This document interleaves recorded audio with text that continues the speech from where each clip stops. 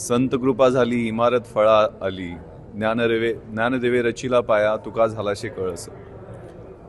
हे अक्षरशः इथं पंढरी अवतरल्यासारखा भास झाला आणि आहेच ॲक्च्युली एवढ्या मोठ्या संतांच्या. कारण वारकरी संप्रदायाची परंपरा ही सगळ्यात महाराष्ट्राची सगळ्यात मोठी धरोहर आहे आणि सगळे संत पंत तंत यांचं साहित्य वाचूनच आम्ही लहानाचे मोठे झालेलो आहोत. त्यामुळे तो प्रभाव म्हणजे सुधारणावादी विचार, पुरोगामी विचार, संतांच्या विचारांचा समानतेचा संदेश, हे सगळं या ठिकाणी जे अवतरलेलं आहे ते म्हणजे अवघे विश्वच अवतरलेलं आहे.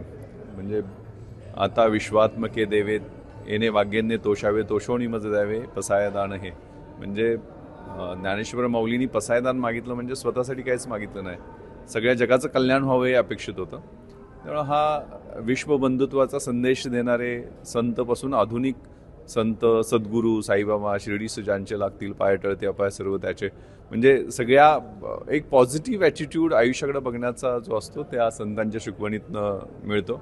आणि हे शक्ती भक्ती व्यासपीठ सकाळच्या माध्यमातून मुंबईकरांना आणि महाराष्ट्रातल्या सगळ्या भक्तांना उपलब्ध करून दिल्याबद्दल मी स्वतः वारकरी संप्रदायाचा फॉलोअर असल्यामुळं माझं खूप कनेक्ट आहे ते. मी वारी पण केलेली आहे, त्यामुळं हा एक चांगला अनुभव आहे आणि म्हणजे धन्य झाल्यासारखं आहे. थँक्यू.